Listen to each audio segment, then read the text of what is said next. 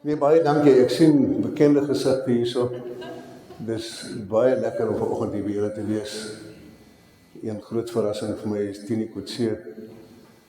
Ons kom nou in saam met ons Health Defence League, wat julle seker van moes gehoor het, waar ons 'n organisasie gestig het onder leiding van Dr. Martin Boeger oor hierdie hele COVID gemors wat plaasgevind het in die land. En tot by die punt waar ons begin pamflette uitdeel het en vir mense gewaarsku het om nie die vaksine te gebruik nie. En waar ons uiteindelik in die hof, die regering hof toe gevat het. Ongelukkig het ons die saak verloor op 'n tegniese punt. En want hulle sê ons het nie, die organisasie het nie locus standi nie. Nou, ek moet nou vir u sê, ek het nog altyd gedink ons regstelsel is onafhanklik, maar ons het nou ons bedenkinge. Ons het 'n baie sterk saak, want dit wat die regering gedoen het gedurende die COVID-tyd was absoluut onwettig. Maar ons gaan vir hulle weer vat, ons is nog nie met hulle klaar nie, ons laat hulle net so 'n bietjie asemhaal. Maar hulle gaan in die hof kom en hulle gaan kom verduidelik wat hulle gedoen het. Daar het te veel mense dood gegaan en is beseer en het strokes gekry en het hartaanvalle gekry en vrouens is onvrugbaar en ons kan aangaan. Kanker 400% gestyg in windhoek. Leukemie onder jong mense wat die hoogte inskiet. Ek sê die regering is aandadig, en dit klink rof om het te sê, maar ek sê hulle is aandadig aan moord, want dis wat hulle toegelaat het om te gebeur. Maar ons kan nie vandag daarop praat nie. Ek is net so bly, Tini, om vir jou hier te sien. Jy het nog nie weer 'n man gevat hierso is klomp manne wat hier in hierdie Arnos. Baie dankie, maar dan wil ek ook, André, baie dankie vir jou moeite, en ek weet daar is 'n klomp ander mense wat vir jou gehelp het. Dis tog belangrik, ons het nou nie verwag nie noodwendig so baie mense met hierdie eerste ronde nie, want die politiek is 'n snaakse ding. Mense dink, soos wat Leon ook gesê het, in die eerste plek, nou, wat so verskil kan my stem maak? Ek is 'n individu. Tweede plek, nou, wat so verskil gaan dit maak as ek vir die RP stem? Wat so verskil kan die RP maak? En ek wil graag 'n bietjie daaroor gesels. Maar voor ek daarby kom, wil ek net vir u sê, en dit is in ons grondwet van die party, dis vir ons baie belangrik. Ons beginsels in die party is gebaseer op Christelike beginsels. Nie onderhandelbaar nie, ons loop nie die wêreld vol en praat daaroor en verkondig het om aandag te trek of mense te probeer beïndruk nie, maar dis die jaarlikou werklikheid. Ons grondwet begin deur te sê, en nou gaan ek 'n bietjie Engels praat. The Republican Party of Namibia acknowledges God, the Trinity, as the sovereign creator of the universe, who has entrusted to humanity the right and the responsibility to rule over the affairs of the world. Dis ons eerste inleiding in ons grondwet. We believe that Namibia must be a nation in submission to the Almighty God. Is 'n klomp goed, ek gaan nou nie alles lees nie. The Republican Party is committed to raise a new generation of God-fearing leaders of integrity, dedicated to serving the nation as we strive to mobilize all Namibians, regardless of race and ethnic origin, bound by common democratic principles to exercise their fundamental rights. En so kan ons aangaan.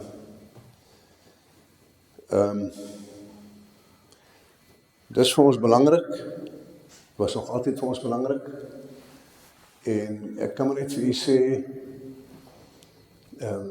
ek ervaar het, daagliks. Dis maklik om hierdie goeders te sê en op skrif te hê, en vir mense dit te vertel, maar die moeilikste is om daarvolgens te leef. Dat mense, as hulle met jou te doen kry, die gevoel kry dat as hulle dit sou lees na die tyd, sê maar, ek kan dit sien, of ek kon dit ervaar. Maar ek kan vir julle sê, die Here is vir ons goed. Hierdie politiek is 'n alleenpad. Dit is 'n baie alleenpad wat 'n mens loop. Mense kom by, dan raak hulle betrokke, dan gee pad hulle weer, en dan gaan jy maar weer aan, en jy gaan maar aan, en dan kom maar weer mense by, en dan gaan hulle weer weg.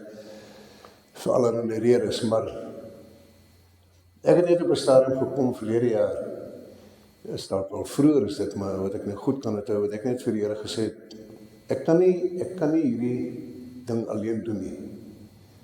Ek is nie 'n politikus nie, ek is 'n gewone Namibiese burger, patriotiese burger, wat maar gehoop en gedink het, ek kan 'n klein bydrae lewer om dinge te verander in hierdie land. En daaroor het ek ook nie baie moeite gedoen om in die pers te kom, om persvertalings te doen nie. My manier van doen is, ek speel nie vir die paviljoen nie, ek speel die bal. Ek gaan sien ministers, ek gaan sien wat hulle noem, wat genoem was, permanent secretaries, maar dit was nou nie belangrik genoeg geklink, hulle het dit nou verander na executive directors toe. Ek gaan sien hulle oor probleme, ek gaan sien hulle oor krisisse, en ons praat daaroor, en baie keer dan kry mense gevoel, hulle hoor wie jy sê, as dit nie deel van die agenda is nie, dan luister hulle in die aard van die saak nie. Maar dit is wat ek doen. So, baie mense sê vir my, maar ons sien jou nie, ons hoor nie van jou nie. Dit het ook baie te doen met finansies, want politiek kos geld. Want vir jy sê, as jy in die politiek betrokke is, ek gaan nie vir julle verveel om vir julle te sê, as ek nou nie in die politiek was, waar ek nou vandag sou gewees het nie, dit is skrikwekkend. En ek moes geleer het by Pa Dirk, en ek het nie geleer nie. Dis nou een van die goed, wat ek hom baie kwaadlik neem. Hy moes my eintlik geforseer het om nie betrokke te raak in die politiek nie. Maar, so, dan sit 'n mens ook en jy weet, jy het fondse nodig om sekere goeders te doen, en nou sê mense ook, maar julle begin so laat met julle veldtog. Ons is nie 'n kwessie van laat begin met die veldtog nie. Ons moet, as ons begin, moet ons klaarmaak. Ons kan nie begin met die politieke veldtog, en die verkiesingsveldtog, en dan hier in Oktober, dan sê ons maar nou is ons geld op, nou kan ons nie meer verder gaan nie. Ons het ons 'n bietjie uitgedruk tot waar ons nou is, en ons glo die Here gaan vir ons nog help, hy gaan vir ons nog geld gee, ons het baie geld nodig. Maar dis nie waaroor ek met julle wil praat nie. Wat ek net wil sê is, die feit is dat ek toe vir die Here gesê het, maar ek kan nie hierdie werk doen nie, alleen nie, ek kan nie. En as ek bedoel alleen, nie Stoksiel alleen nie, maar ons het 'n goeie organisasie gehad, maar dit was nie goed genoeg nie. Dit was nie groot genoeg nie. Ons het kundigheid gehad, maar nie noodwendig die kundigheid wat ons regtig nodig het. En van die begin van hierdie jaar af, hierdie Here vir my mense gestuur wat net eenvoudig ongelooflik is. En hier sit van hulle. Daar is baie wind ook wat op die verkiesingskomitee is, iemand daar agter wat die kamerawerk vir ons doen. Ons stuur hierdie goeders op sosiale media uit. En ek het vir die eerste keer by 'n punt gekom waar ek net hoor, al wat ek moet doen is, ek moet net hoor waar moet ek 'n vergadering gaan. En ek kan vir julle sê, ek is nog nooit in my lewe so kalm en so rustig en so positief as wat ek nou is. Ek weet ons is met 'n baie goeie veldtog besig. Ek weet ons het 'n baie goeie boodskap. Dit was nog nooit vir my moeilik om die Republikeinse party te verdedig nie. Ons het 'n ongelooflike trotse geskiedenis. Ek weet dis die party wat apartheid gestop het. Toe ons begin het in die WTA in 1979 het Pa Dirk in die toernade toe hy die voorsitter van die ministersraad was, het hy die wetgewing ingedien wat al die apartheidswette afgeskaf het. En dit was 1979, nie 1989 nie. So, en ons staan nog steeds by die beginsels wat die party daardie gestaan het om mense te reconcilieer, om mense in die land by mekaar te bring. En as ons ooit in ons lewe belangrik was om dit te doen, dan is dit nou. Want ek kan vir julle sê, sonder dat ek te veel hoef in te gaan daarop, die situasie in die land is krities. Finansieel, ekonomies, in alle ander opsigte, dis chaos. Want SWAPO het 'n klomp goed gebruik om hulle self te verryk. En van hulle was, daar skei my en Pa Dirk se se taal nou. Van hulle was affirmative action, black economic empowerment, land reform, grondhervorming. SWAPO het hierdie goed net gebruik as 'n rookskerm om te steel, te loot, hulle self te verryk. Dit het niks te doen gehad daarmee dat hulle nou die swart mense wou ophef en dat hulle die blankes net eers 'n bietjie eenkant wou hou nie. Hulle het hierdie goed gebruik om hulle self te verryk, dis duidelik. As jy sien wat in die land in die gang is, goed soos kontrakte en tenders en grond is nou iets anders, maar as jy sien wie die grond gekry het, dit is hulle vriende wat die grond gekry het, baie van die ryk mense, ryk swart mense wat deur kontrakte en bloot net deur diefstal plase gekoop het, en wat die plase gebruik vir naweek om hulle vriende te begin te gaan treat op die plaas en daai plase en dan die plase wat hulle nou werklik gegee het vir hervorming of vir resettlement, soos ons sou sê, hervestiging. Daai plase is 5000 hektaar plase is opgedeel in 4, dan kry jy 'n familie of iemand wat nou aansoek gedoen het 1250 hektaar. Nou, jy kan nie op 1250 hektaar kan jy nie eers met 'n klein groepie skape boer nie. Maar dan sit hulle daai familie met hulle donkies en beeste en alle goed op daai grond en dis 'n kwessie van tyd dan is daai plaas oorbewei, dan is dan nie meer weide nie en dan raak hulle weer die verantwoordelikheid van die regering. Hulle het 'n totale gemors gemaak van grondhervorming. In 'n sekere sin vir die blanke boere, die kommersiële boere, miskien goed, want ek kan vir u sê, daar sal nie in hierdie land weer 'n plaas onteien word van 'n kommersiële boer nie. Nooit, ooit weer nie. En die rede daarvoor is baie eenvoudig. Hulle verkoop plase, hulle laat toe, hulle gee waivers vir plase wat aan die Russe verkoop word, vir plase wat aan die Oos-Duitsers van die Duitsers verkoop word, aan Oostenrykers verkoop word. Vandag nog, soos ons praat, weet ek van transaksies wat net buite Windhoek in die Kommershoekland in die gang is wat Oostenrykers plase koop daar. Dan koop hulle 5000, 7000 hektaar plaas. Al wat hy doen is, hy kom met sy euro in, hy bou vir hom, my skoonseun is 'n bourekenaar. Hy help nou daai een persoon, hy is die projekbestuurder. Bou van my huis vir 45 miljoen. 45 miljoen. En dan kom hy van tyd tot tyd na my weet. Nou daai plase, saam met die sogenaamde plase wat hervestigde plase vind het, saam met die plase wat SWAPO met hulle pelle gesteel het, en wat nou gebruik word as naweek, wat hulle vir die naweek heen gaan. Daai plaas is uit die mark uit, hulle is uit die ekonomie uit, hulle kan nooit weer 'n bydrae tot die ekonomie lewer nie. Dan is Metco bekommer dat die insette wat hulle kry van beeste het geval, dramaties geval, maar wat het hulle gedink? Wat het die regering gedink? As jy nie produksieplekke het nie, hoe wil jy produseer? So hulle sal nie weer, as hulle ooit weer waag om een plaas of een boer te dreig met 'n onteiening, dan sal hulle daai volgende dag in die hof en ek wens eintlik ekskuus tog. Ek wens eintlik dit gebeur. Dat ons nou vir eens en vir altyd 'n toetsaak maak en dat ons daai ding onder die bed invee, want dit sal nie weer gebeur nie. Nooit weer sal dit gebeur nie. Dit was in elk geval die hele grondhervorming was daar was niks fout met die gedagte nie. Ons soek swart boere in hierdie land, maar goeie swart boere. Wat hulle moes gedoen het van die begin af, wat ons vir hulle voorgestel het, ons het so dik dokument van hulle aangesien vir Pohamba toe en daai die minister was van land reform. Vir hom gegee met 'n volledige voorstelle vir grondhervorming. Ongelooflike mooi dokument, goeie dokument. Hy het hom in die mandjie ingegooi. Nou, al wat hulle moes gedoen het, is besluit as daar 'n plaas in die mark is, vrywillige koper, vrywillige verkoper, koop die plaas, soek 'n swart boer wat die potensiaal het om te kan boer, wat op daai plaas geplaas kan word. Gee hom 'n tydperk om te boer, en ek som die hele ding net baie van op. Gee hom 'n tydperk om te boer, 3 jaar, 4 jaar, en as jy dan sien, kom die mas op, Geef hom die plaas. Geef hom finansiering. Nie gee nie, maar help hom met finansiering.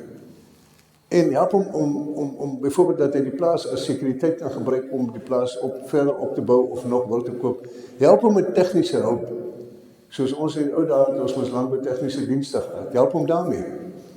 En die finansiering afdeling van die landbank of wat ook al is, kyk dan dat hy die fondse reg bestuur en dat hy 'n sukses maak van die boerdery. As ons dit gedoen het ons vandag, ek kan amper sê paar 100 top swart boere in die land gehad, want hulle is daar, maar hulle is hier en daar en daar, en dit is, jy kan duidelik sien waar hulle suksesvol is waar in die omgewing van boereverenigings is wat hulle help, met raad, wat se ras hulle mee moet boer, eenvoudige goed, wanneer sit jy die bulle in, want hulle ken nie daai goed nie. Dis wat moes gebeur het, so dis nie wat ek sê, vir u sê nie, dit is die harde koue werklikheid, so, as ek die president van Nederland sou word, dan sê ek vir u, en ek sien toevallig vandag, ek het nou net 'n boodskap gekry, van, dit was blykbaar op kanaal 7, of ek weet nie, op die NBC Nuus, ek het nou eendag 'n lang onderhoud gehad, met Desert Radio. Nou beweer een persoon, ek het gesê, as ek die president word, gaan ek al die plase nasionaliseer. Dis nie wat ek gesê het nie.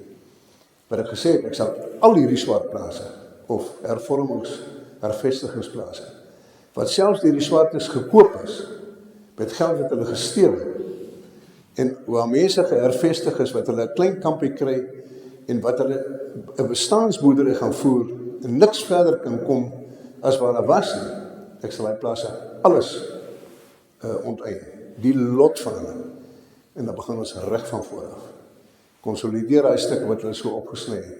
Ek meen in die noorde, ek weet nie by julle sal die plase groter moet wees, maar by ons in die noorde is dit bewys met die insetkostes wat so hoog geraak het, en bosindringe, moet jy wrigtig jou storie ken om op 'n 5000 hektaar plaas vorentoe te gaan.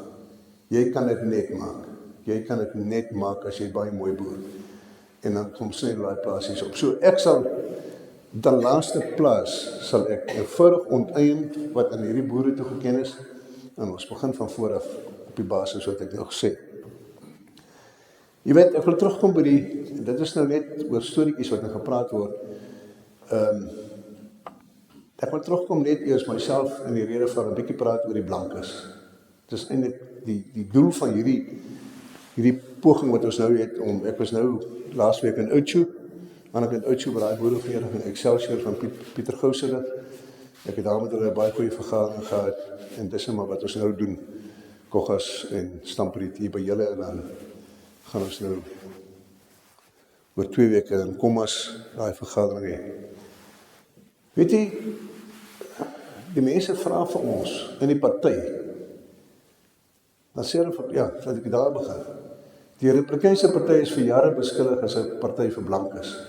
Wat hoegenaamd in die geval is. As jy ons kongresse sal bywoon, en daar sit 250 afgevaardigdes, dan is miskien 10 blankes. Die blankes het net nie meer belang gestel nie. Apaties geraak. En nou vra die swart mense vir ons, en Kevin is getuie daarvan, dan vra die swart mense vir ons, meneer, waar is die blankes? Hoekom is die blankes nie betrokke nie?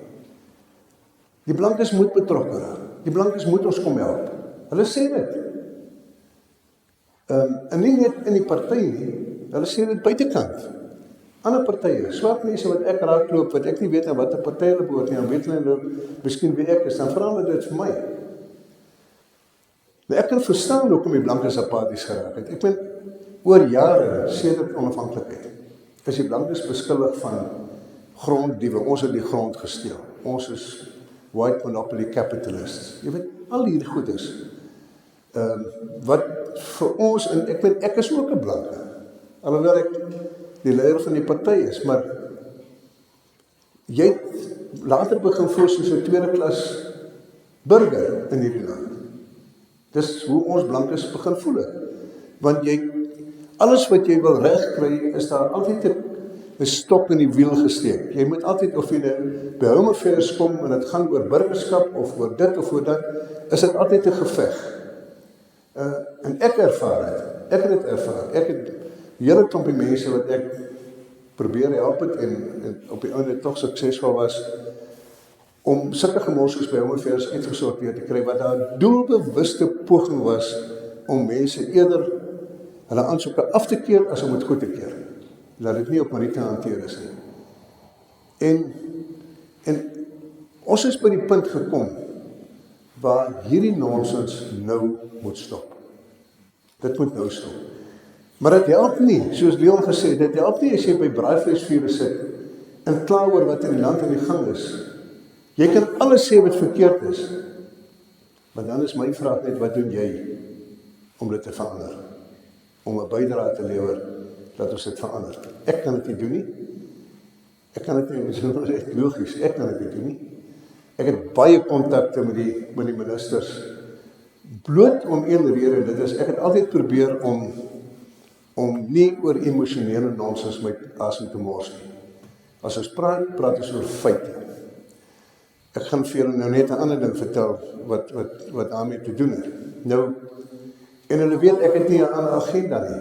As ek na hulle toe gaan, dan praat ons oor goed wat werklik 'n krisis is. Ek was nou verlede weer sommer net terloops by die Tombi gewees van Roads Authority. Gaan praat oor die goed wat in Etosha aan die gang is. Ek het julle seker vriende wat ek nou kort gelede in Etosha was. Daai paai is letterlik onbegaanbaar. Onbegaanbaar. Mense wat vriende van my wat daar was, wat vir 3 dae daar bespreek is, dan gaan hulle die eerste dag uit om te gaan wild kyk. Dan kom hulle terug, hulle bly die res van die tyd net in die kamp. Want hulle sê, hulle is nie bereid om daai paai te ry nie. Dis ons hoog besoekste punt in die land van toeriste. En ek wil vir julle sê, soos ek nou gery het van Oudtshoorn af, en ek was nou in Katima Mulilo, die toeriste is die land vol. Jy kan nie glo nie, honderde bakkies, hierdie dubbeltjie bakkies met die daktente op. Dis een van ons lewensaarde in hierdie land, en dan hanteer ons hulle, en ons geef hulle 'n plek soos Etosha, wat die wragtig weet, ek verstaan nie. Ek sê vir die Tombi, nou maar, hoe is dit dat so iets kan moontlik wees? Julle is besig om teerpaaie te bou van Hentjiesbaai of Oos, en dan wil julle met hom opgaan tot aan Kamiap. Waarvoor wil julle dit doen? As daar plekke is soos die C14 wat van solitaire Walvisbaai toe. Groot toeriste route daar. En dan dieselfde in Etosha. Ja, maar dit gaan nou oor, dis eintlik natuurbewaring se verantwoordelikheid. Sê man, hoe kan jy vir my sê natuurbewaring is natuurbewaring? Dit is nie 'n padkonstruksiemaatskappy nie. En die geld kom uit dieselfde koffer uit. As die begroting ingedien word, dan kry elkeen van julle geld, maar dit kom uit dieselfde koffer uit. So moenie vir my sê dis natuurbewaring se probleem. Wat gaan jy doen om dit te verander? Ja nee, maar hy sê nou dit en hy sê nou dat. Nou, wat ons nou gedoen het, ons nou 'n vergadering gereël met hom en met Chefetta van natuurbewaring. En dan gaan ons nou om 'n tafel sit en vriende. Ek het ook vir hom gesê, moenie vir my kom sê dat ons moet ook kyk dat daar in die nuwe begroting volgende jaar fondse beskikbaar gestel word nie. Daai probleem moet nou opgelos word. Nou dit klink nou arrogant van my om dit te doen, maar ek kan dit doen. Ons kan dit almal doen. Ons moet by 'n punt kom wat ons nie met 'n ou gaan praat en terugstaan en die wang draai omdat ons wit is. As jy jou feite agter mekaar het, dan sê jy dit. Hier is 'n ding nou in Arnos wat ek nou gehoor het van hierdie polisman. Wat se nonsens is dit? Dis absolute nonsens, maar ek sê nie sê dat Dirk het nou aanvaar het nie, maar die punt is net, sulke goed moet aangevat word en dit moet daar doodgeslag word. Ek het 'n baie goeie verhouding met die hoof van die polisie, baie goed. As sulke goed gebeur, wil ek die volgende oggend of daai selfde middag wil ek weer af, dan gaan ek na hom toe. En ek kan vir u beloof, hy sal hierdie ou hier vasvat. Moenie 'n fout maak, hy sal hom vasvat. Maar as omdat manne soos hierdie sit en dink hulle die mag om mense rond te neem en hulle doen dit veral met die blankes, daai moet stop. En ons almal is verantwoordelik om te sê, ons gaan dit nie aanvaar nie. Ons is nie tweederangse burgers nie. Hierdie goeders, net soos die grondhervorming en al hierdie ander goeders. Ons weet waar ons is reg en wat ons regte is en wat die meriete van sake is. dan moet ons staan daarop.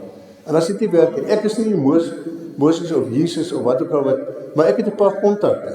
In Nouwevers, baie goeie kontak.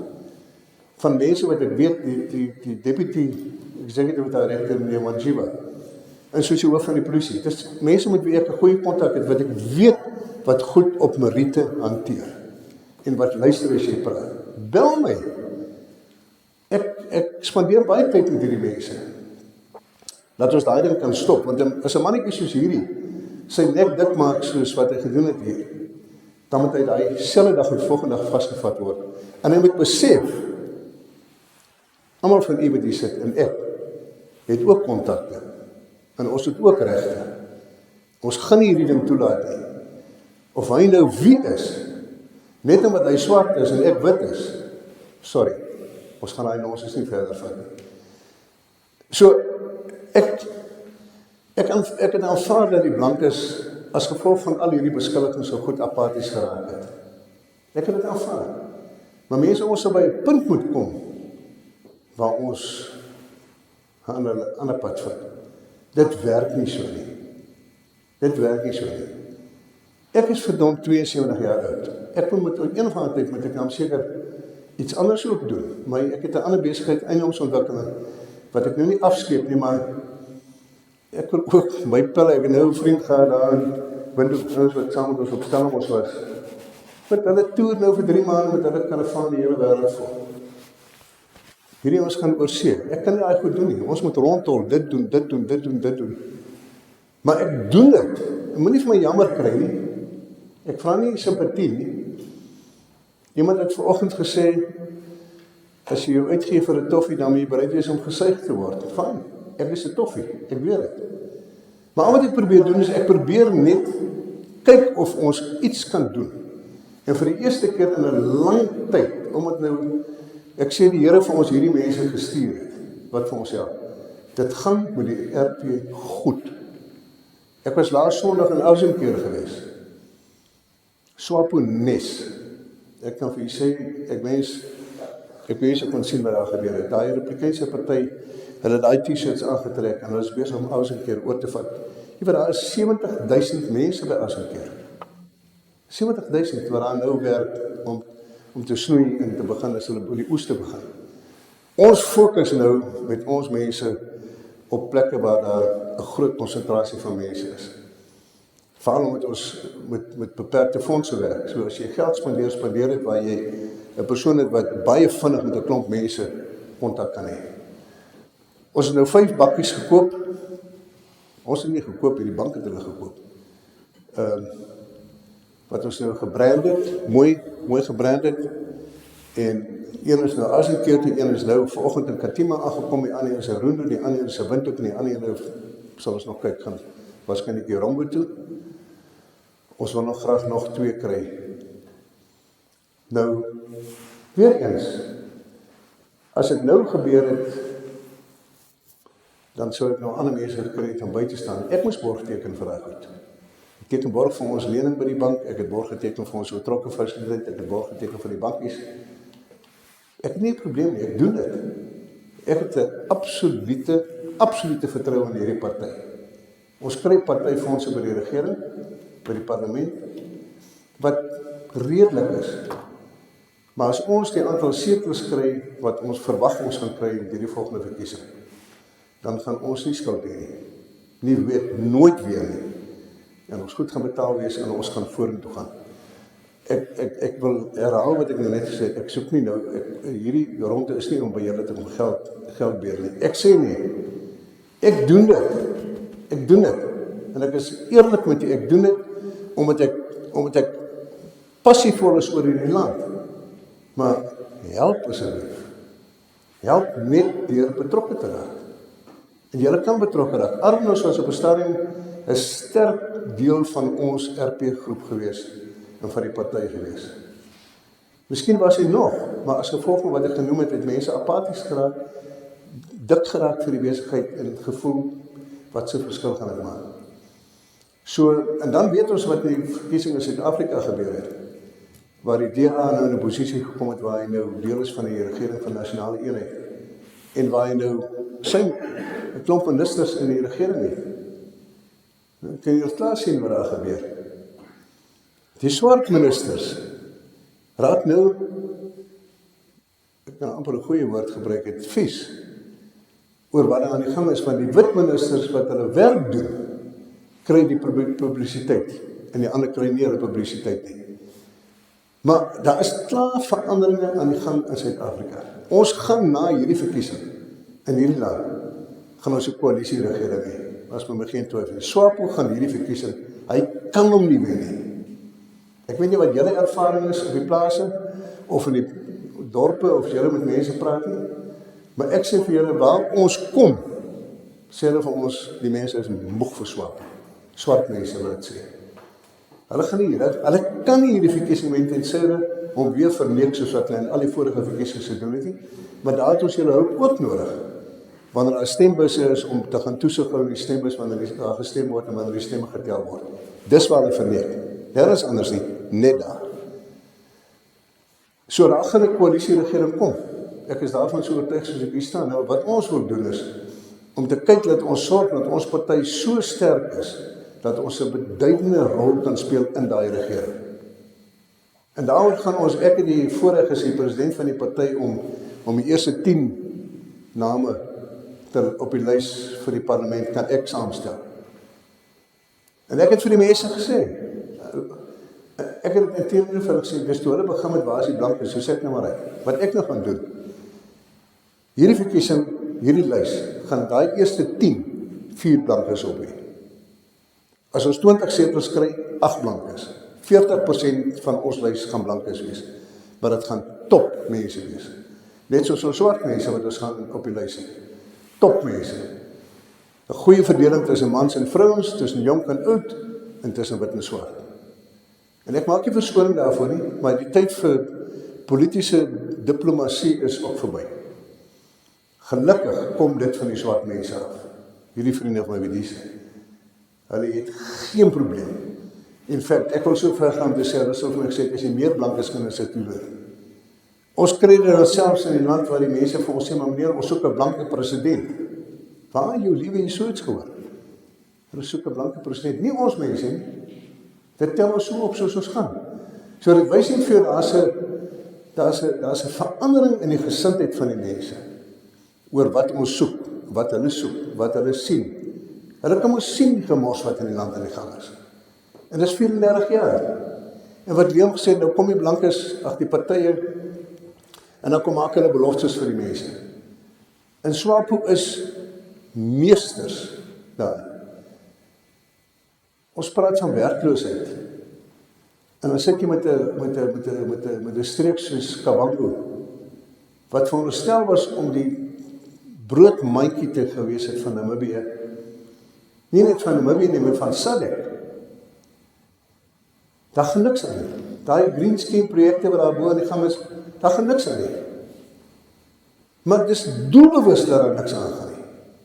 Jy weet, daar is een projek in Dongerlelena, hy is 225 miljoen gekos, 12 jaar gelede. Met 'n klomp spulpunte, 1000 hektaar onder spulpunte.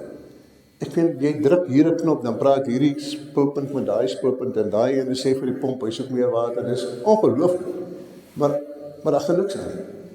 1000 hektaar, hulle kan 2 miljoen oeste 'n jaar daar afhaal, onder spulpunt besproei.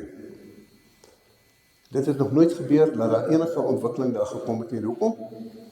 SWAPO wil die mense arm hou, hy wil die mense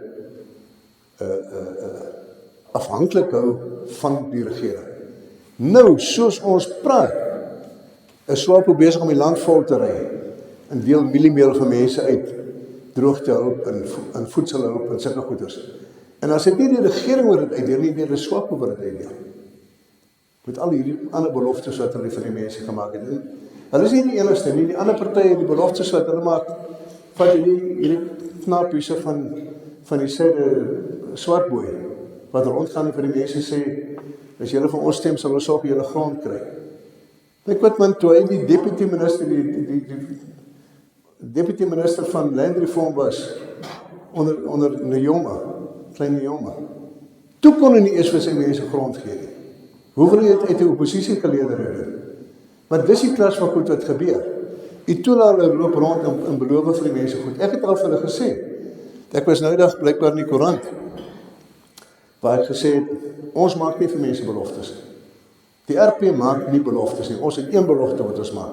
Maak ons sterk, make us strong, then we will make you strong. Dis mos eenvoudig. Plaas ons in 'n posisie, het jy dit in 'n dorp is, het jy dit in 'n streek is, waar ons die beheer het, dan sal ons vir julle wys wat ons kan doen. Want ons weet wat om te doen.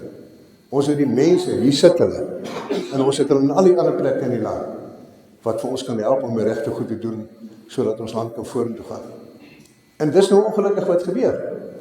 Ons maak geen beloftes nie. Ek het vir ons mense gesê, organiseerders, as ek jou vang, dat jy publieke vergaderings en jy maak vir mense beloftes, ek fire vir jou net daar. Ons kan nie beloftes maak. As jy nie in 'n posisie is om te weet, jy kan dit uitvoer, dan is jy oneerlik met mense as jy daai beloftes maak. Nou, wat sal ek doen, as ek nou oor 'n klompie goed gepraat, blank is onderwys, eenvoudig. Die Bybel terug skool toe. Christelike onderwys. Hy moet begin nie net in die skool nie, primair. Gee die mense die geleentheid om dit te kan doen. Ons het Bybelstudie gehad, en Bybelklassies gehad, daai tyd. Ons is nie, ek wil amper sê, praktiserende Christene. Ons sê ons is Christene. Maar 80% sê hulle is Christene in die land. So, sit die Bybel terug in die skool. Wil jy nou vir my sê, jy is nou bang vir 20% wat nou 'n probleem daarmee gaan hê? Ons kan ons sien wat in die land aan die gang is. En ons mense gee hulle self op in die regering as hierdie hoogheilig is, en wat kerk toe gaan, en wat dit en dat mee ander doen. Hierdie goeders is alles doelbewus gedoen, om mense negatief te beïnvloed, en te indoktrineer, sielkundig te indoktrineer. Dis hoekom hulle al die straatname verander, en sê, nee, maar haal die keinkop, haal die beelde weg, en standbeelde van die geskiedenis uit, sit vir Sam Neoma op omtrent al wat 'n plek is, standbeeld vir hom. Dis alles indoktrinasie. Dit is die plan. So ons moet van hierdie spul ontslae raak, en dit moet nou vir jaar gebeur. Hierdie is die belangrikste verkiesing in hierdie land na 1989. En ek gee nie om wie oorvat nie, maar hy kan nie slegter wees as hierdie regering. Korrupsie wil ek nie eens regtig praat nie. Maar die ene wat ek ook sal doen, jy weet, ons praat van, ek weet nie of Leon het nou genoem het nie, ons praat van ons buitelandse skuld op die oomblik staan op 127 biljoen. Nie miljoen, biljoen. Jy het op die vorige vergadering met Leon gesê, as jy dit vat, as ons 3 miljoen mense is, so vinnige sommetjie gemaak, dat beteken dat elke enkele persoon in hierdie land skuld 64 miljoen. As jy dit opdeel in hoeveel mense ons in die land is. Dis die skuld wat ons het. Dus soos ons regering nou aangaan, het ons mos nie 'n hoop om daai skuld ooit terug te betaal nie. Hoe gaan ons dit doen? Ons het al hierdie fantastiese natuurlike hulpbronne, ons het vergeet die olie vir 'n oomblik. Ons het Iran, ons het goud, ons het diamante, ons het koper, ons het die visbedryf. Maar alles word deur buitelandse maatskappye gedoen. Die Chinese wat die Iran myn, jy weet, hulle nou die dag het hulle was daar 'n berig in die koerant, ek dink ek het dit in die koerant gesien, wat Rossing Uranium, daai Chinese het gesê, hulle het die laaste finansiële jaar het hulle 7,5 biljoen wins gemaak. Wat het die regering gekry? Dit was daar ook daar, 180 miljoen, soiets. Hoe werk dit? Dis ons natuurlike hulpbron. Iran, goud, alles wat onder hierdie grond is, oral, behoort aan elke persoon in hierdie land. Dis nie SWAPO se nie, dis nie die regering se nie, dis die mense van die land se, met ander woorde, daai natuurlike hulpbronne durf nie weggegee te word vir enigiemand sonder dat die mense in die land sê, okay, jy kan dit doen, of ons kan dit doen. Ons regering tree nie op in die beste belang van ons mense in die land. Daarom is ek die president sou word in hierdie land, en ek gaan hierdie goed sê, en ek gaan dit gee vir die ouens wat dink hulle gaan presidente word, en ek wil hê hulle met my antwoord op hierdie goed. Ek wil hulle kan na die tyd verantwoordelik hou vir wat hulle gesê het.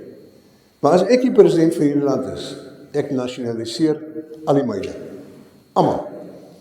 Ek vat daai myne by daai Chinese weg, en dan stuur ek hulle ook huis toe, maar ek sal hierdie myne, elke enkele myn nasionaliseer. Ek sal die moratorium plaas op die vis. Ek sal bote kry wat patrollebote en vliegtuie wat daai kus vir ons patrolleer. Ek sal, as hulle nie wil luister nie, ek sal fabrieksbote totaal verbied in ons kuswater. Want hulle kom en hulle vang die vis, bewerk dit op hulle fabrieksbote en is weg. Ons het nie 'n klou wat hulle doen daarmee, hoeveel hulle gevang het nie, hulle betaal nie, hulle verkoop het ons nie in Namibië nie, so ons vis is weg en ons kry nie geld af van nie. En dan dieselfde met hierdie ander mannetjies wat hier rondloop en almal het vislisensies, want hy weet nie so lyk 'n vis nie, maar hy het 'n vislisensie. En hy kry elke jaar kry hy klomp geld daarvoor. Waar in jou lewe het jy so iets gesien?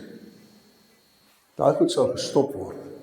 Daai vis wat in ons water gevang word, sal land toe kom, hulle sal bewerk word en in 'n klaar verwerkte vorm uit hierdie land uit verkoop word. Iran, in ons minerale.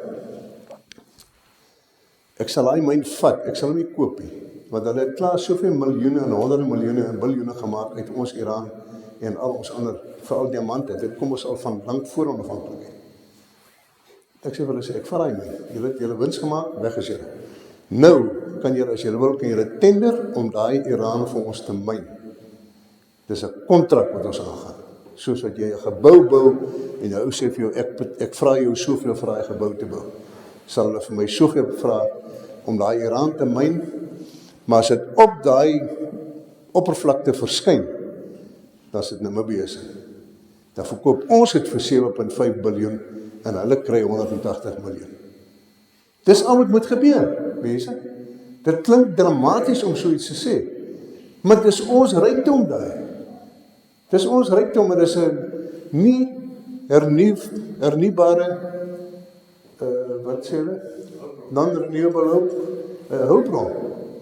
Ons kan ons nie bekostig om hierdie goed vir hierdie Chinese weg te gee. En dan nog die kontrakte om paaie te bou, die kontrakte om geboue op te sit. Ons het 'n hengse fight gehad nou die dag met hulle daaroor. Nou sê hulle kamptig, ja, maar hulle is besig om die ding te hersien. Elke sent wat ons spandeer het, wat die Chinese gekry het om 'n gebou te bou, hierdie kantoorblokke wat almal onnodig was. Elke sent wat daar gebou is, wat daar betaal is, behalwe vir die handlangers wat hulle uit Namibië gebruik het, elke sent is weg oor see. Hulle koop nie eers 'n spyker in Namibië nie. Hulle voer daai goed als in. Maar ons gaan aan. En ons betaal ons geld. En ons sê, dan leen ons nog die geld by hulle. Ons leen die geld by hulle, dan sê hulle vir ons, maar ons sal vir julle betaal om die padliggawe te bou. Sal ons vir julle die geld leen. Maar op voorwaarde is Chinese met die pad bou. En as dit 'n inflated kontrakprys, waarvan die boonste 20% of 10% afgeskep word vir al die brothers wat met geld kry in die regering, wat nog gehelp het dat hulle die kontrak kry. En dan met die geld wat hulle vir ons geleen het, dan betaal ons hulle met die geld wat ons by hulle geleen het, en dan sit ons met jare met daai skuld wat ons moet terugbetaal teen 'n sekere rentekoers. Idioties. Daar's nie ander woord daarvoor nie. Dis idioties van enige regering om so besigheid te doen. 'n land is 'n besigheid. Jy kan ons nie wrigtig aanhou om geld uit te gee wat jy nie weet nie. En as jy nie die verwagting het om sekere inkomste te hê, as jy die verwagting het, is dit 'n ander storie. Ons in die party gaan skuld aan, so ons te verwagting, ons gaan geld terugkry, maar gebaseer op wat ons weet wat gaan gebeur. Maar jy kan ons nie wrigtig hierso al hierdie goeders doen, 'n paai bou, 'n keer gaan en dan hoop en bid. So Sam Nujoma, toe hy president was hy oortuig. Hy gaan die mense by wie ons geld geleen het, gaan hy kry om die skuld af te skryf. Ek weet, jy kan mos nie so redeneer. Jy weet, ons het nou 'n situasie gehad waar ons baie. Ek het nou, toe ek daar sit, ek het gou so 'n bietjie admin moes opvang toe kry ek 'n oproep van die ou wat ek vir julle gaan vertel het gister aan die Kaap, hulle kom met 'n voorstel om 'n haweontwikkeling te doen in Walvis Bay. En want daar is die meerderheid groot skepe kan nêrens in Suid-Afrika, in Afrika, rondom die Afrika, kan hulle gediens word of herstel word, nêrens nie. Die hawens is nie groot genoeg nie, hulle is nie toegerus daarvoor nie. Hier kom hierdie ouens, en dis 'n vriend van my wat 'n argitek in die Kaap is, wat my aan hierdie ouens voorgestel het, want hulle tel toe nou probleme op in Namport. Hulle kom met 'n voorstel. Hulle sê, meneer, ons wil hierdie projek doen. Dis die uitbreiding van die dokke, massiewe dokke wat bote gebou kan word. Dit sal een van 5 hawens in die wêreld wees, van daai omvang. En 'n olie-raffinaderry en 'n kunsmisaanleg. Nou, hulle worry nie oor die olie wat nog ontdek sal word en nog gepomp sal word. So nie. Hulle sê, man, hulle somme is gemaak om olie in Angola te koop en ander plekke en te raffineer en dan te versprei. Nou kom hulle met daai ding na Namport. Nou, Namport is 'n state-owned enterprise. Namport kyk na die ding en hulle sê ook, ons soek nie geld by julle nie, ons het buitelandse fonds gekry vir hierdie projek.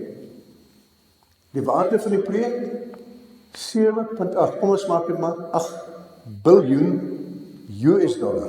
Nie Namibiese dollar nie, US dollar. Is wat die omvang van daai projek is. In die konstruksiefase 8000 werksgeleenthede. Wanneer hy up and running is, 4000 werksgeleenthede in Walvis Bay. Kom na Namport toe met hierdie ding. Namport vir die ding, hulle teken een of ander memorandum of understanding of agreement of wat ook al. En die volgende wat hulle hoor is Namport sê vir nee, die ding moet op tender uitgaan. Sê maar, hoor jy so, ons het nie getender nie. Ons het gekom met 'n voorstel. Ons soek nie geld by julle nie. Ons soek niks. Dis so goed of ek gaan nou 'n wind ook gaan en ek gaan bou 'n huis. Ek betaal vir hom. Alhoewel ek na jou toe kom, Mr. Namport, is ek met net daai grond wat daar lê, het ek nodig daarvoor. Die grond behoort aan julle. En al wat ek vir julle vra is, ek wil 'n onderneming van die regering hê, dat hierdie ding nooit onteien sal word nie. Nee, maar hy moet op tender uitgaan. En hulle stel die tenderdokumente op, maak dit al klaar, en hierdie ouens van die Kaap, hulle is in die Kaap gebaseer, die hoofkantoor, maar hulle is wêreldwyd. Hulle doen hawens oor die hele wêreld. Hulle sê, maar hulle gaan nie tender nie. Hulle kan nie tender op daai voorwaardes. En wat Namport toe nog doen, is hy vat toe net 'n gedeelte van hierdie hele projek, wat hy op tender uitsit. Natuurlik het hy geweet, as hy die hele ding op tender uitsit, hy gaan nie tenders kry nie. Maar hy moet sy vinger in kry in die ding. Hy vat 'n gedeelte van hy ding en hy sit dit op tender uit. En hulle sit hom wêreldwyd op tender uit. Mense, dit het nou gebeur. Nou, einde van laas jaar, begin van hierdie jaar. Ons is nou nog besig daarmee. Hulle sit hom wêreldwyd op tender. Hulle kry een tender van 180 miljoen US. Ja. Vir 180 miljoen. Hierdie ander ou sit met 8 biljoen US wat hulle wil spandeer. En hulle ken daai tender toe. Hierdie ander manne bel my, die Pieter Potgieter, bel my. Hy sê vir my, maar kan jy nie help, het jy nie kontak iewers in die regering? Hulle, stel jou voor, jy sit met so ding en jy weet nie na wie toe jy moet gaan, want jy weet nie wie is nie korrup nie. Minister. Ek sê vir hom, nee, ons maak 'n afspraak met die minister van Finansies, Shini. Minister van Finansies. Die ou in die land wat die beste behoort te weet van wat in ons ekonomie en ons finansies aan die gang is. Daar is nie 'n ou wat dit beter is, hy behoort te weet nie. Ek dink nie hy weet nie, maar behoort te weet. Ons gaan sien hom. Ons kom by die Kaap, kom van Walvis Bay of hulle vernoot in Walvis Bay, gaan sien hom. Ek sê vir hom, minister, hoe werk hierdie besigheid? Maar terwyl jy nou nog worry en dink en moet ondersoek, stop net daai tender. Stop net die tender. Nee, maar goed, maar hy sal nou kyk en hy sal nou 'n verslag aanvra wat hy nou gedoen het. Ek wag so 3 weke. Kort doen ons navraag, my sekretaris bel en bel, nee, maar hy sal nog terugkom, hy sal terugkom. Kry ek 'n WhatsApp boodskap wat hy toe nou opvolg met 'n brief. Hy sê vir my, baie dankie nou vir die besoek, en dit was baie insiggewend, nogal insiggewend. Hy wil net vir my sê, hy het nou van Airport gevra vir 'n verduideliking. En hy wil net vir my sê, dat hy is tevrede, dat die tenderprosedures korrek gevolg is. Jy weet, ek sit voor daai rekenaar vir my en ek lees daai brief, lees ek die ding reg? Minister van Finansies, wat so idiotiese antwoord vir jou gee. Nou hoor ek, toevallig, in die vergadering in Oudtshoorn, een van die mense, toevallig, sê vir my, dit is Babyface. Nou van julle het seker al van Babyface Construction gehoor. Dis 2 ouens. Hulle het nie kantore nie, miskien het hulle kantoor, maar hulle het nie 'n maatskappy nie. Hulle het blykbaar daai tender gekry. Nou soos met al die ander gevalle, tender hulle met iemand vir iemand anders. Hulle is net die rokskermpie voor, wat noem jy dit, wat ook al. Ja, sien, is 'n tussenganger nie, is 'n voorganger. Hy hardloop voor, hy kry die ding en dan pas hy hom aan. En al wat hy doen is, net vir dit, vat hy miljoene, en hulle loop en windek rond, en julle kan hulle sien met die karre wat daar rondry. Maar, wat ek vir julle probeer sê is, kan jy jou voorstel dat jou minister van Finansies so iets toelaat? Laat hy 'n projek van $8 biljoen met al die werksgeleenthede los, en hy is kamptig tevrede met hierdie tenderprosedures wat gevolg is vir 180 miljoen. Nou hoor ek, en ek het nou, terwyl ek hier so, voor ek ingekom het, gesien ek het 'n boodskap, die ou van die Kaap het my nou gebel, ek wil net by hom hoor, wat is nou presies in die gang, want wat ek nou hoor, is dat hulle het nou grond gekry by Jakkalspits. Hulle gaan nou daar bou. Massiewe by Jakkalspits. So as julle huis en is baie bou aan, kamers en suite. Julle gaan daai goed verhuur. So wat ek eintlik wil sê mense, weet jy jou hare staan regop op jou kop as jy met hierdie goed te doen het. En baie min mense weet van hierdie goed. Ek gaan, as ek nou met Pieter Potgieter gepraat het, gaan ek 'n perskonferensie hou oor hierdie ding.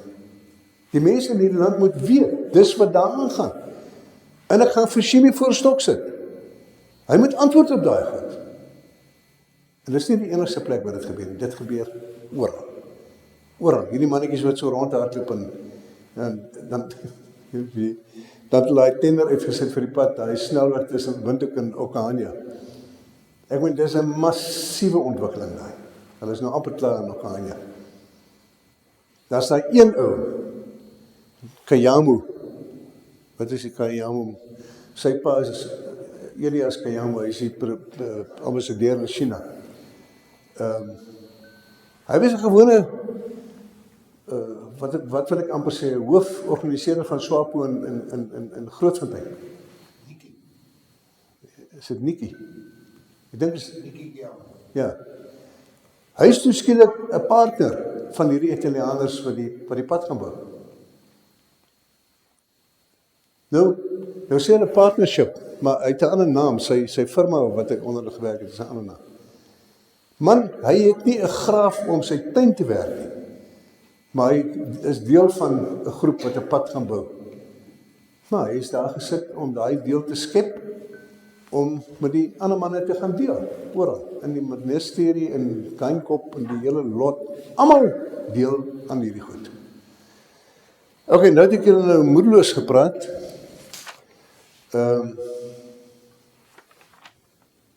Ek sê net vir u, dis om daai rede wat ons moet sorg dat ons 'n sterk kontingent instuur parlement toe, wat saam met die ander oppositie hierdie goed kan vasvat. Hulle sê hulle gaan, die ander oppositie, hulle sê hulle gaan, kom ons kyk. Kom ons kyk. Ons gaan fladder om soveel as moontlik mense in die parlement te kry. Ons gaan 'n klomp in kry. As ons sien die reaksie wat ons kry by mense in die Caprivi en die Kavango en in Ausenkeer, so ver in Windhoek en Katutura, ons gaan 'n klomp mense in die parlement kry. En daar gaan 'n helse klomp mense gaan totaal verbuister wees en verras wees en nie weet wat hulle getref het as hulle dit sien nie.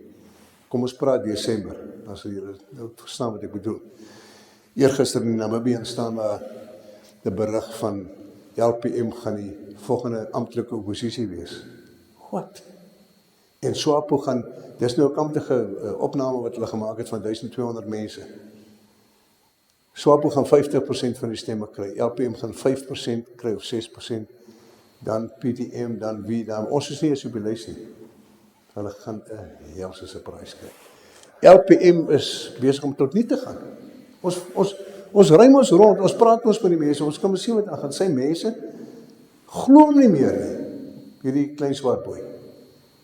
Vanaand, en dan die ander interessante ding wat gebeur is, ons kry die gevoel dat die mense is besig om te gee pad van IPC af, van die toelaag af. Die swart mense sê vir ons, hulle vertrou hom nie.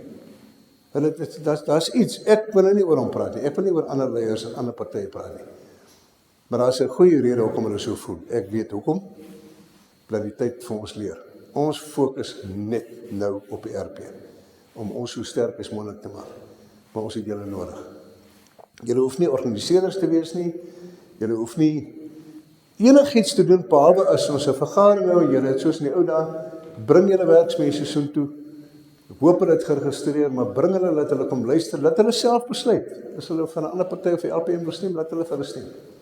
As dit kom by verkiesingstyd, en daar's van julle wat belang sou stel om vir ons te help binne die stembusse, net daai dag, net daai een dag, om seker te maak dat daar nie 'n geknoeiery daar binne plaasvind nie. En dan daarvan af, positief te wees. Positief. Ons het alle rede in hierdie land, om ten spyte van wat in die gang is, positief te wees. Ek weet, ek ry nou hier so, weet jy, dat was nou, toe ek nou Ausenkeer toe ook was, en toe ek Oudtshoorn toe was, dan ry ek en dan kyk ek die wêreld so, en dan dink ek, hoe gaan die boere dit maak hierdie jaar? Party plekke sien jy goeie gras, ander plekke is hy kaal, daar is niks. So ek hoop en bid, die liewe Vader gee uitkoms. Dis waar die geld van die regering heen moes gegaan het, is om seker te maak dat die boere wat al jare bewys het dat hulle bydra tot die ekonomie lewer, en tot die werksmag, want ek dink 70% van die mense in die land word op plase, is mense wat op plase in diens is.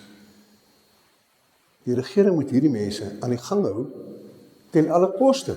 As ek die president was, sou ek dit as 'n prioriteit gedoen het.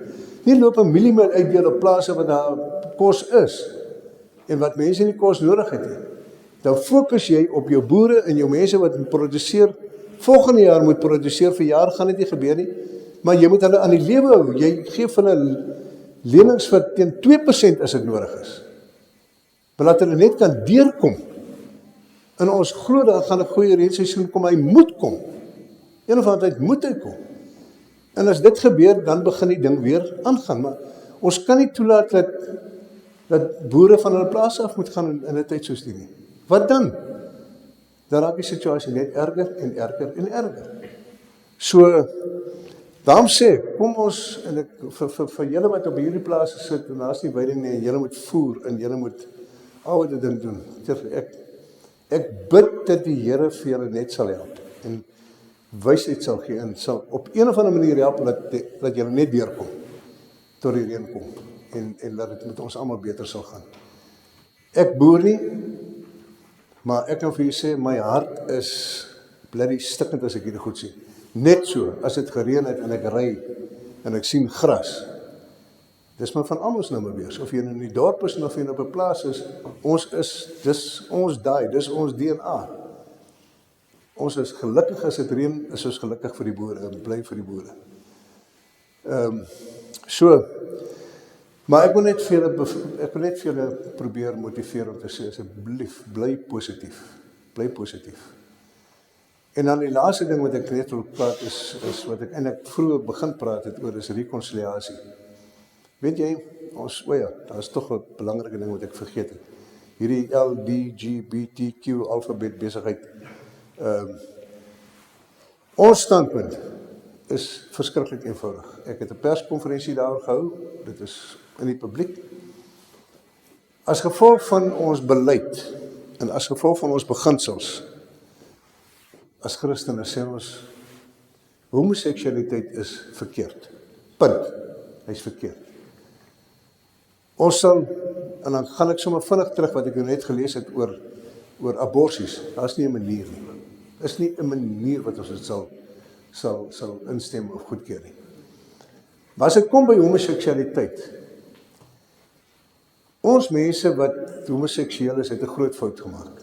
In die verlede het hulle aangegaan met hulle leefwyse, stil gebly, en daar is nou mense wat nou naby hulle was, wat nie daarvan gehou het, seker nie, met hulle nou beklei het.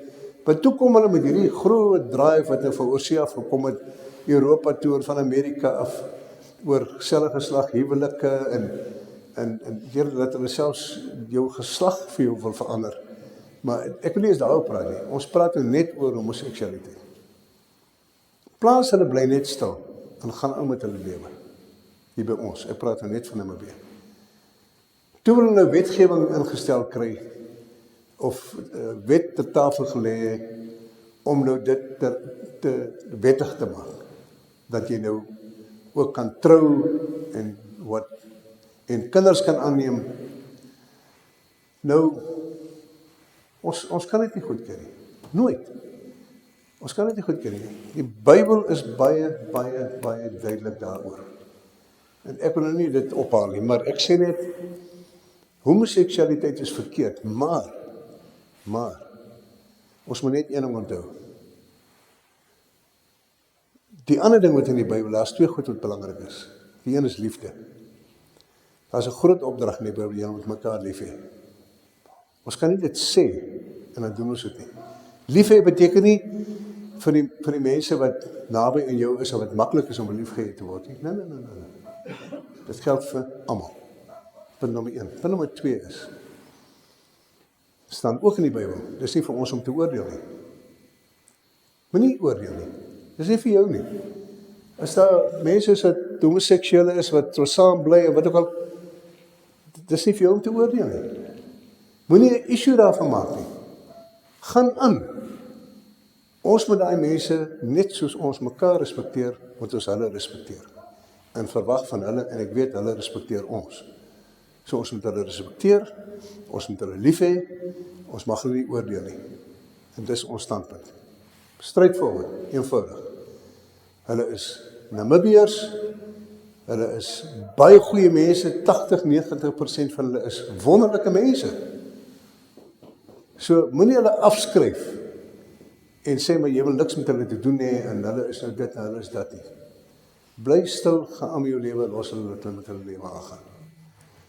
Ons het alle rede in hierdie land van ons, en dit is hoekom ons hier is. En daarmee sluit ek af. Ons het alle rede in hierdie land om positief te wees ten opsigte van waar ons bly. Weet jy, mense kom hier na ons toe, julle tog toeriste wat hier deurgaan, en vriende wat kom kuier en so. Dan sal hulle vir jou sê, die enige wat hulle opval as hulle in ons land kom, is die vriendelikheid van ons mense. As jy by 'n vulstasie kom, brandstof ingooi, as jy by 'n winkel kom, by 'n supermark kom, enige plek waar jy kom, ons mense is, want praat van ons swart mense, is vriendelik. Ons mense het 'n ander DNA as die res van Afrika. Gaan doen julle navorsing en kyk net. Ons kry nie ons mense eers in die politiek om te gaan toi en 'n optog te hou in Windhoek. Wanneer almal kwaad is, dis nie deel van ons DNA nie. Ons is 'n vredelewende mense. Ons kan die Here dankie sê daarvoor. Ek sê dit nou vir julle. Ons kan die Here dankie sê daarvoor. Hier sal nooit 'n burgeroorlog in hierdie land uitbreek nie. Dis net nie ons mense nie. So ons sit met die mensemateriaal. En dis wat ek ook nog gesê het, nie gesê het nie. Ek het gewoonlik so 3 afsluitings, as ek nou reg kan onthou. André, ek is nou by die tweede. Dis die ander ding wat moet gebeur. Ons praat van, en ek wil net die voorbeeld weer herhaal wat ek nou op 'n ander plek ook gesê het. Jy weet, ek het, nou moet jy nog vir my help as ek het reeds gesê het. Want ek het nou 'n paar plekke gepraat, nou weet ek later nie meer wat het ek waar gesê nie. Of ek het genoem het nie, maar genoem van die feit dat ek op die plaas groot geword het. Oudtshoorn. Wonderlike plaaslewe gehad. In Oudtshoorn Laerskool toe. Seker die beste laerskool gewees in die land. Oudtshoorn Hoërskool toe. Seker die beste hoërskool in die land. En toe soos nou wint toe Pa Dirk nou in die politiek betrokke raak, toe ek Jan Moore Hoërskool toe. En ek het nou eergister, toe kom ek agter, ek en hierdie klong het iets in gemeen, en dit is, ek was in 1969, was ek die hoofseun en jy was in 2015 was hy die hoofseun in Jan Moore. Ek is daarna in Lugmag toe, Stellenbosch toe, my ingenieursgraad gekry, teruggekom by Waterwese begin werk, en toe na consultant maatskappy toe. Ek was bevoorreg. Ek was verskriklik bevoorreg. Baie van ons swart mense was nie bevoorreg nie. Hulle het nie daai geleenthede gehad. Baie het. En hulle het ook bo uitgekom. Daar's seker vir Joe Disho en Leaki Ngala wat 'n dokter is, doktersgraad en so aan. Swart spesialiste wat 'n windhoek is, wat ek nou vir julle sê, julle het met hulle te doen gehad. Top mense. Nie almal nie, maar baie. En net soos alle wit spesialiste ook nie altyd top is nie, maar die meerderheid, oorgedruk meerderheid. Maar die swart mense het nie hierdie geleenthede noodwendig gehad nie. Nou sê ek, wat is my verantwoordelikheid as 'n blanke? Wat moet ek doen? Ek praat van Henk Match, nie julle nie, ek. My verantwoordelikheid is om my ervaring en my kennis in al hierdie goedes te gebruik om te kyk, hoe kan ons help om ons swart mense in hierdie land op te hef? Ons moet dit doen. Ons kan nie los nie. Baie van hulle spartel en spook, hulle vrek om bo uit te kom, hulle gaan studeer wat goed is, maar dan is daar nie werk van nie, maar as ons net vir hulle kon werk gee, was die helfte van ons probleme al opgelos. Maar ons moet sit en saam dink, op jou plaas, met jou besigheid, selfs as jy net sit en dink en met mense gesels, oor projekte, wat die mense aan die gang kan sit. Ons moet kyk, hoe kan ons swart gemeenskap help ophef? En dis nie omdat hulle stupid is nie. Ons swart mense in die land is nie stupid nie. Hulle is bloody intelligent. 'n goeie geaardheid. Wissel 'n bietjie, as jy van die Oshiwambo spreek, en as jy onder die Namas invaar, dan is daar 'n redelike verskil in verantwoordelikheidsin in daai klas van goedes. Maar weer eens, dis ook iets wat ons mee moet leef. Ons moet iets daaraan ook doen. Ons kan nie sê maar los die spullen tot hulle dooddrink nie. Ons kan nie. Ons moet goed doen en goed in werking stel wat ons hierdie mense kan help. Ons kan nie net los nie. So, dis nommer 2 en nommer 3 nou gewees. Baie dankie dat julle gekom het.